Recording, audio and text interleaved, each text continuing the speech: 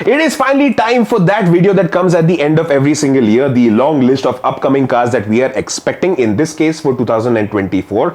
And in the interest of keeping this video not too long, hopefully, we are going to avoid the nitty-gritty details, give you the broad list of cars and a basic idea of what you can expect from them. But for hardcore, proper, precise details, we have left links to the model pages in the description of this same video, or of course you could always visit ZigWheels.com, where we'll have the latest updates coming up regularly.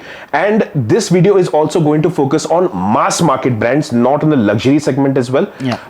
And to kick things off, where better to begin than Maruti Suzuki? Sure. Let's start with Maruti Suzuki and what I think is going to be their biggest blockbuster launch for 2024. That's going to be the brand new Swift that is confirmed for India. Tushar and I have done a detailed Zig analysis on the Swift. If you haven't watched that, please check that out. But largely brand new car, new design inside out, more features. We're going to see a new 3-cylinder petrol engine. The Japan spec gets a CVT. If we get it or not, fingers crossed. What we want to see from the new Swift is better safety though. Right? And because there's going to be a new Swift, that in essence means there should be a new Dzire as well. The Dzire, I think that's the only compact sedan that is still pulling in the numbers.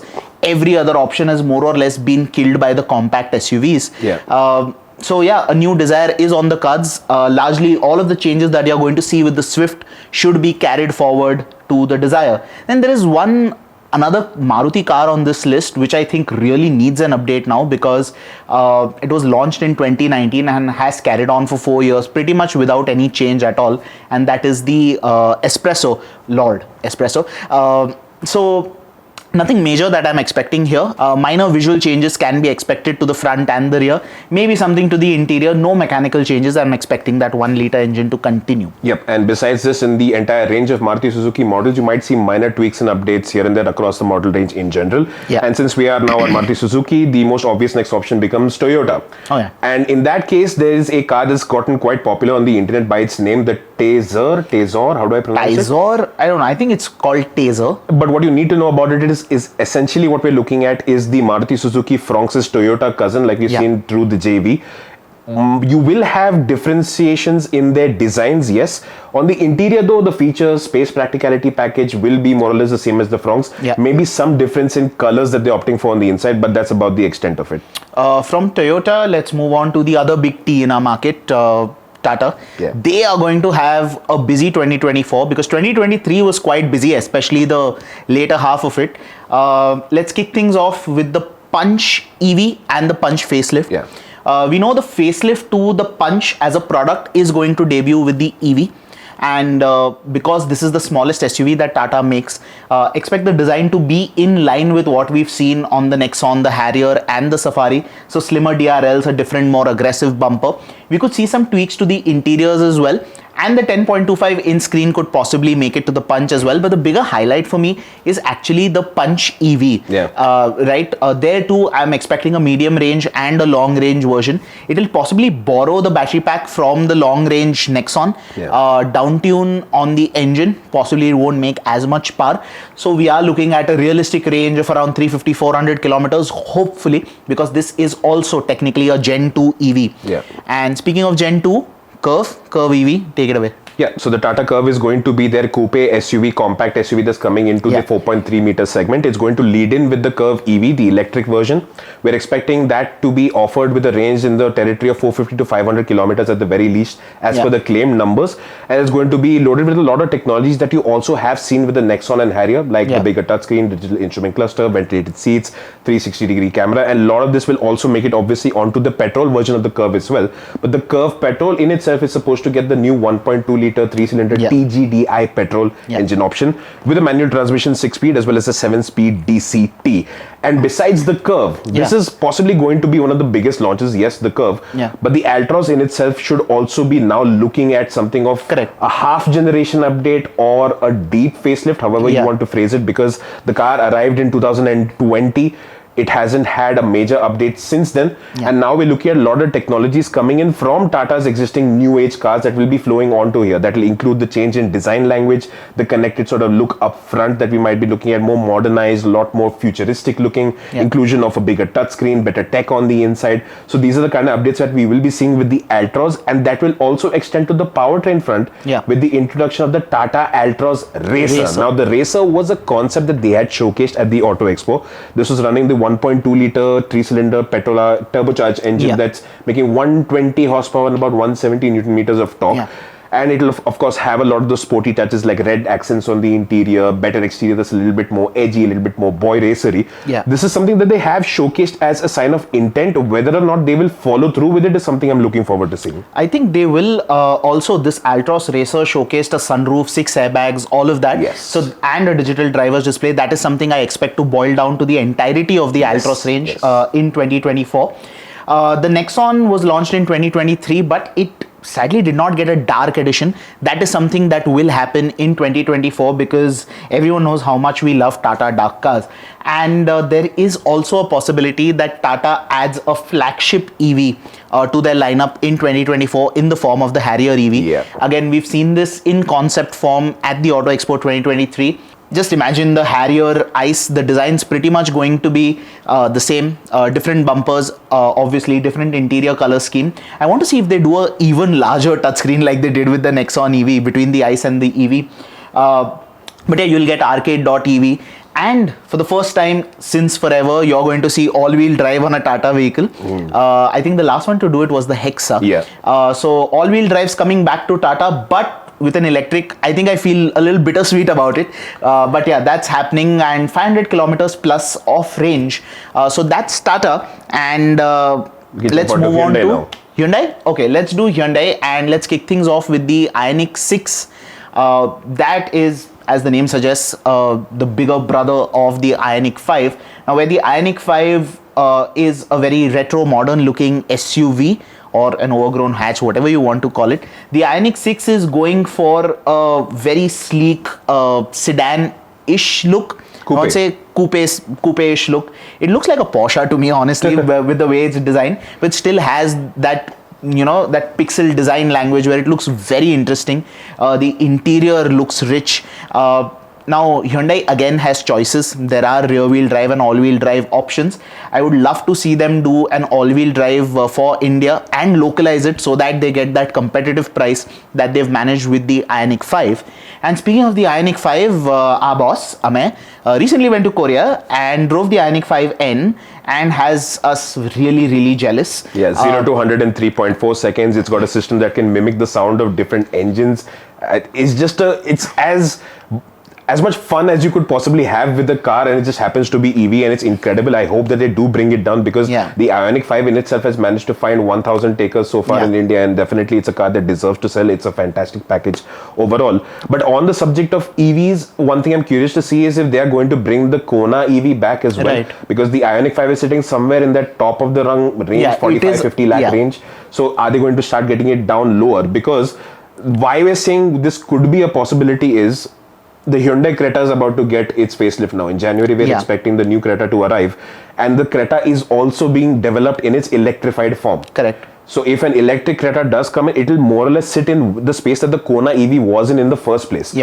And that also brings us now to the Creta facelift. The Creta facelift, now one point of curiosity for a lot of people, including us, was that they had showcased a version of the car for Indonesia. What we are expecting is a different version. This will be a model for India and markets like Russia as well. The design will be different with them. But in terms of updates, what we are looking at additions are stuff like a digital instrument cluster from the Tucson that the Alcazar already has. But importantly, also the inclusion of ADAS. This is something that the Seltos recently got. The Grand Vitara and Hyryder might be getting it sometime soon. The Astra obviously had it before. So this is something that will get ADAS a lot more democratized throughout the segment. And similar changes will also be seen with the Alcazar. It will. And the Alcazar already has the 1.5 turbo. The Creta does not. That is something that will debut with the facelift. And from the Creta, upwards, if you want a slightly more expensive Hyundai SUV, currently you have the choice of the Tucson. Globally, a facelift has been unveiled. Mild tweaks to the exterior, significant tweaks to the dashboard design. That is something that I think will eventually make its way to India. Whether or not in 2024 remains to be seen. Another interesting SUV is something that sits above the Tucson, and technically if Hyundai were to bring it down, that would stand toe to toe with something like the Gloster or the Fortuner, which is the Santa Fe. What do you think about the way it looks? So it looks definitely very quirky. It's a great conversation starter. The front end design, fantastic. Side, fantastic. Rear, big controversy over there. But I mean, Hyundai's had a habit of doing stuff like that. On the interior, very practical, well laid out, long list of features, double wireless phone chargers and all. It's a great, the quirks that we had seen with the Ioniq have made their way into the Santa Fe as well. Yeah. We have, Amey has experienced the car in Korea, but I'm not entirely sure if that car is going to be coming over here, if that segment is something that Hyundai is serious enough about. But yes, it is under consideration. This is just a possibility. We're not going to count it in as a confirmed launch for now. Do you want to see the Santa Fe launched in India? Let us know in the comments. If yes, what's the right price for it? From Hyundai, let's move on to Kia, and I want to talk about the Sonet facelift. Launch is obviously expected in the first month itself, January 2024. Design different, squared off front end, different headlamps, new DRL setup, horizontal fog lamps, the grille is wider. It's got the connected tail lamp going like the Carens, like the Seltos. The interior design is pretty much the same except for a reworked climate control interface. You have the new 10.25-inch digital driver's display from the Seltos. Features, the Sonet is already jam-packed to the gills with features. The only misses right now are a 360-degree camera, which I think because the digital cluster from the Seltos is there, that camera should be plug-and-play. And the Venue very recently got basic ADAS features. That is something that can be made, that can make its way to the Sonet as well. Another car, I'm not sure if you're looking forward to it. I surely am. That is the new Carnival. Now, we were showed the Carnival or the K4, I think it was called, at the Auto Expo. They insisted that we call it the K4 Carnival. But there is a facelift for that vehicle globally. Whether Kia chooses to bring that down is something that remains to be seen. Because it's not just a minor facelift, right? That was a full generational change compared to the Carnival that was sold in India. And that global version came almost immediately after our Carnival was launched in this particular market. So, and that is a segment that people, they are aware of what's happening throughout the globe. They know that they like the Carnival. They want to get the latest possible option that's there. So I'm curious to see if they do go ahead and bring in the Carnival in its newer generation plus the facelift of that in India. I think they should, because currently they've got a nice white space where the waiting period for the Innova High Cross has gone haywire. So Kia definitely has a chance to strike the iron when it's hot. Whether they choose to do it or not is dicey, but the new Carnival is something that could happen next year. From Kia, let's move on to Skoda. Octavia RS. Yes, so the RS IV, we had an opportunity, I had an opportunity to go to Prague recently, and one of the cars that they had over there was the Octavia RS, not the IV. If it does come in, the Octavia RS, it's going to be a full import. Similarly, something with the Superb as well. It might be coming back in a CBU form, which means prices for either one of these cars are not going to be particularly cheap. One is obviously, it's a car that was supposed to punch above its weight, the Superb, but I think because your E-Class segment and C-Class segment has gotten so expensive now, the mid-level sedans from Mercedes, BMW and all, they've gotten so expensive that Skoda's like, we can price this as an import and still offer good value compared to them. So that is something where we can see a similar trend continuing with the Superb. As for the Octavia RS, God knows it got expensive when the RS 245 came here, because that was a CBU. The price difference was quite a bit compared to the 230, and this is going to be expensiver still. But because the car in itself is discretionary, in the sense that somebody who's buying this, 99% knows exactly why they're getting this, and even in the performance space, it is again punching up above its weight when it comes to the German big brands. So that is something that could be coming from the Skoda stable and getting back into the territory that we're more familiar with Skoda as in the premium range. So with the Octavia RS getting more expensive, one thing that hurts me as an enthusiast looking to buy a used Octavia RS 230, used car prices are still going to be absurd. But from the Octavia RS and the Superb, I think next year Skoda is also going to step into the electric vehicles Yes. segment, and they'll have the Enyaq. Yeah. The Enyaq, I don't think I want to limit it to a body style as such. I just want to call it a large wagon. Yeah, By the way, it that'd be look- reasonable. Yeah, and again, it's got practicality at its core. It's got a large battery pack. WLTP range is somewhere around 500 kilometers, which we've noticed WLTP genuinely It's quite translates to real world range. This is in effect rival to something like the Kia EV6. Yes. So if you were looking to shop in that segment, the Enyaq is going to be an option next year. Another car that we could be seeing as a brand new introduction in the Skoda stable is the all new generation of the Kodiaq. Yeah. And that will sort of complete the top of the rung arrangement with Skoda, because all of their top line models, the most expensive, their flagships are going to be coming back in their brand new form. So Skoda is going to have a lot more premium end customers coming back into the fold and getting a lot more priority now. Yeah. It has been happening just in spades here and there, but if you have a generous model range, that just becomes so much easier to present. Besides that, I think what we will be looking at is small updates coming in for the Kushaq and Slavia. Yeah. Model year updates. Basically. Model year updates are possible. I am expecting features, say maybe like a 360-degree camera or ADAS. This is something that I am expecting, not confirmed, obviously. And if these updates happen to the Kushaq and the Slavia, be rest assured they will be carried forward to the Taygun and the Virtus as well, which brings us to Volkswagen. Yep. And Volkswagen will also enter the EV market in 2024 with the ID4 GTX. Yeah. So they are not taking the simple Sada route. They're saying, hey, we'll go all out with performance. Yeah. So this is a 77 kilowatt hour battery pack paired to a 300 horsepower motor. The GTX is the equivalent of the GTI for the petrol world, okay. right? So it is going to be a performance oriented EV. Again, playing in the same space that the Kia EV6 currently operates in. So if you want a fun electric Volkswagen, that is going to be an option in 2023. The relationship there is going to be similar, like the EV6 has the Hyundai Ioniq 5, Yeah. the Enyaq has the ID4 GTX, and we've seen test views of both these cars already operating in India. So they're trying to make this more tuned and focused towards the Indian market as well. And research that they're going to get from the testing of both these cars can also translate into something for purpose-built electric vehicles from Skoda and VW for India. Right, and speaking of VW electric vehicles, we are getting more VW powered electric vehicles next year, and they will have a Mahindra badge on it. Yep. So the electrics I'm very excited about, because the XUV E8 is going to be the first one we're expecting towards the end of 2024. Yeah. Essentially, this is the XUV 700's electrified version. Yeah. But a lot of the updates that we saw from the concept cars that they had showcased, they were going in a lot techier as a pattern. So even the screens, and so the XUV already had a very large screen from the digital instrument cluster for the driver as well as a touchscreen infotainment system. But now, as per the concepts, there was a third screen that they had for the passengers, essentially doing something similar as to what we've seen with modern day Mercedes-Benz models and their hyper screen pattern. Technically, these are three separate screens, but they're presented as one big screen.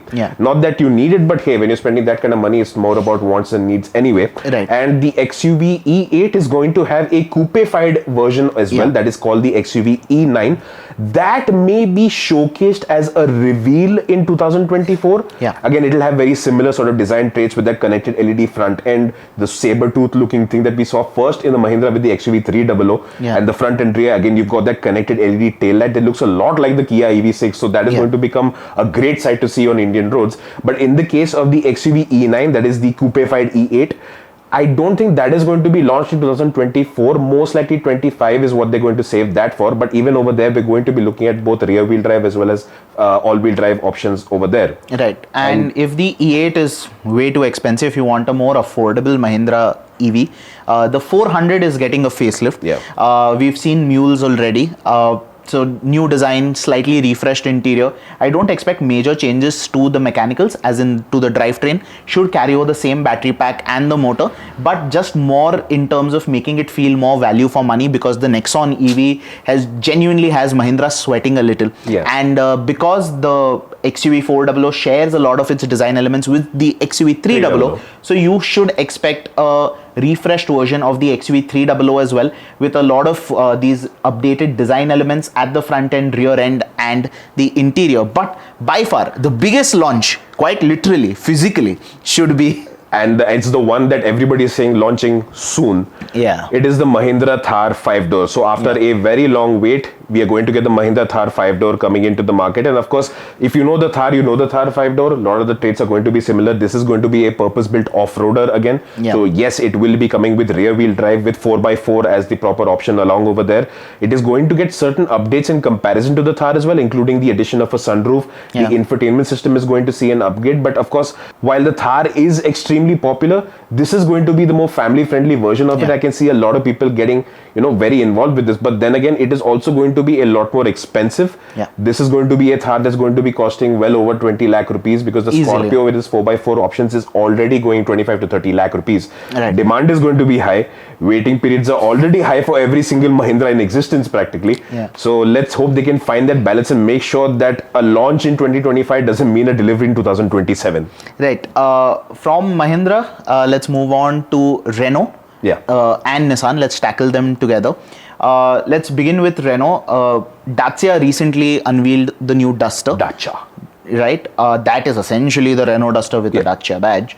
So an unveil, at least I'm expecting in 2024 for the Duster. And I don't think it's going to be launched next year. Okay, no price announcement. No price announcement. I'm not expecting that in 2024. But we will get an idea of what the Renault version of the Dacia Duster looks like. There will be 95% of commonalities between the two. Badge change, maybe slight design tweaks, but fundamentally the car is still the same. You will have all-wheel drive. You will have a front-wheel drive offered as standard. It is based on the CMF-B platform. You will have a lot of modernization with digital cluster, touchscreen infotainment, wireless phone charging, Type-C USB chargers. All that stuff is something that we're going to see with the Duster. But fundamentally, it's still going to be the rugged, compact SUV that we've always liked, for better or for worse. Right. From Nissan, I think it's high time they introduce a Magnite facelift. Again, the Magnite is something that we saw during the pandemic. That is when it was launched, and it's high time it gets its first midlife update.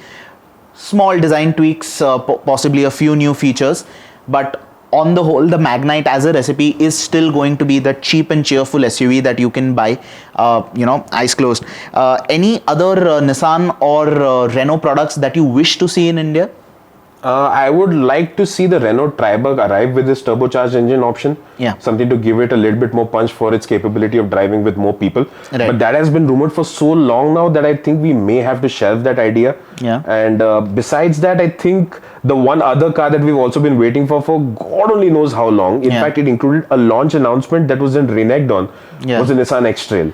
Oh. So Nissan had put up that big press conference with their multiple model ranges, models that they're looking at, all SUVs. Yeah. The X-Trail is supposed to be one of them that will be coming into that Honda CRV, Jeep Compass sort of territory, where you're getting a compact but more premium end of the compact SUV segment. So that could be one of the launches that Nissan will be coming up with. But again, I'll believe that when I see it. Right. And Renault's done, Nissan's done. You spoke about the Jeep. Is Jeep doing anything new? This year, I'm not expecting anything new from Jeep, I think, but they have a rumored 4 to 4.3 meter SUV that is in the works. I want to see if Jeep gives us more information on that. Yeah. The Compass and Meridian were updated relatively recently, so don't expect anything new on that front. Maybe some additional special editions like they had for them just now. Possibly. And Jeep's sister concern, Citroen, they should have two new products. Yeah. We saw the C3 and the C3 EV. Yeah. Now we're going to see the C3X and the C3X EV. So the concept with the C3X, C3X EV is something that you may or may not be familiar with. Volvo had done something similar with the S60 cross country. Yeah. So essentially you're getting, these are crossovers, but you're looking at a car that is a combination of both sedan and SUV. So it's not going to be as tall, as boxy as a traditional SUV would be. Yeah. But it's got the stance of a sedan that's higher. It's very difficult to explain. Yeah, but so if you look it at the is- images, you can tell. So it's somewhere between a sedan and a coupe SUV. It's a that would be- sedan coupe SUV. Yeah, that's a long description, but it seems accurate enough, and you can tell enough from the image as well. And I think one of the core tenets over there with the EV or the petrol version of it is still going to be ride comfort is something that they're going to offer as a selling point, and they will be using that to again target the hot segment that the Creta is currently in. Yeah. Although the price point that they will be tackling could possibly be somewhere lower down the range, but it is going to be 5-seater, not the C3 Aircross style where you're going to have the option of going up to 7. Correct. So fundamentally on the inside, it is still sharing the underpinnings with the C3 Aircross. It's just going to be a different body style, and this different body style is going to be electrified as well. Are we missing any manufacturers? No, I don't think. Did we miss any manufacturer? Let us know in the comments. That I'd like to give one quick roundup. If you're looking at the luxury brands, we're not going into too much detail there, but we will be looking at the introduction of the BMW 5 Series long wheelbase. Ooh. That's going to be a big competition for the new Mercedes-Benz E-Class long wheelbase. We will be looking at the arrival of the Audi Q8 facelift, minor updates compared to the model that's already on sale here. We will also see the launch of the Ferrari Purosangue with the V12. Impressed you managed to pronounce that in one go. Yeah, so we have a lot of activity that's happening in the luxury space, in the hyper luxury space, in the mass market. So long story short, 2024 is going to be a very big year for cars, a very big year for crash test results, because Bharat NCAP is going to start announcing a lot of its results starting next year, and of course a lot more electrification and EVs being introduced into the market as well. So I think that's it. That's the long and short. That's the whole list. How many cars did we cover? If you kept a count, please let us know in the comments. If you got any questions, queries or doubts, please leave them in the comments below. If you like this video, give it a thumbs up. If you didn't, give us a thumbs down. Don't forget to follow us on Instagram, like, share, subscribe, all of that. We'll see you in the next one. Thank you so much for watching. Bye.